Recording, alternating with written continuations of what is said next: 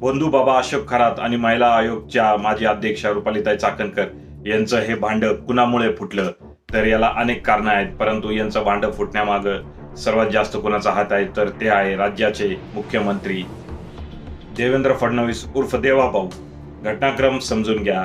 खरातच्या ऑफिसमध्ये एक office boy होता नीरज जाधव. त्यांनी सगळे जो व्हिडिओ आहे ते रेकॉर्ड केले होते एका पेनड्राईव्ह मध्ये, आणि तो पेनड्राईव्ह घेऊन तो अशोक खरात याला ब्लॅकमेल करत होता, मला 5 कोटी दे. खरात तर काही देत नव्हता. मग या नीरज जाधवनी ज्या महिला या व्हिडिओमध्ये होते त्यांनाच ब्लॅकमेलिंग करायला चालू केलं की मला पैसे द्या, नाहीतर तुमचे व्हिडिओ मी जगासमोर आणील वगैरे. यावर वैतागून अखेर खरातनीच या नीरज जाधववर तक्रार दाखल केली की तो ब्लॅकमेलिंग करत आहे वगैरे वगैरे. खरातचा एक समज होता की पोलीस यंत्रणा तसंच राजकीय पुढाऱ्यांशी त्याची लागेबंदी आहेत आणि महिला आयोगही त्याच्या खिशात आहे, आणि झालंही तसंच. तक्रार दाखल केल्यानंतर खरातनी महिला आयोगच्या अध्यक्षा रुपालीताई चाकणकर यांनी नगरचे जे SP होते त्यांना जाब विचारला की तुम्ही लवकरात लवकर त्या पोरावर कारवाई का केली नाही अजून त्या नीरज जाधववर.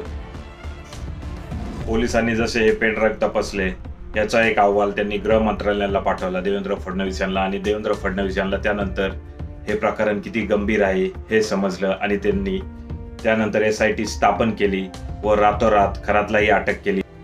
मग काही दिवसांनी या प्रकरणाचा जसा गाजावाजा झाला, रुपालीताई चाकणकर यांना महिला आयोग पदाचा राजीनामा द्यायला लागला, आणि काल आता राष्ट्रवादी महिला प्रदेशाध्यक्ष पदाचाही राजीनामा द्यायला लागला. आता पुढे जाऊन ते तुरुंगातही जाऊ शकतात. सहआरोपी म्हणूनही त्यांच्यावर गुन्हे नोंदवण्याची शक्यताही नाकारता येत नाही. त्यामुळे रुपालीताई चाकणकर हे खूप ओव्हर स्मार्टनेस, अतिशहाणपणा दाखवायला गेले.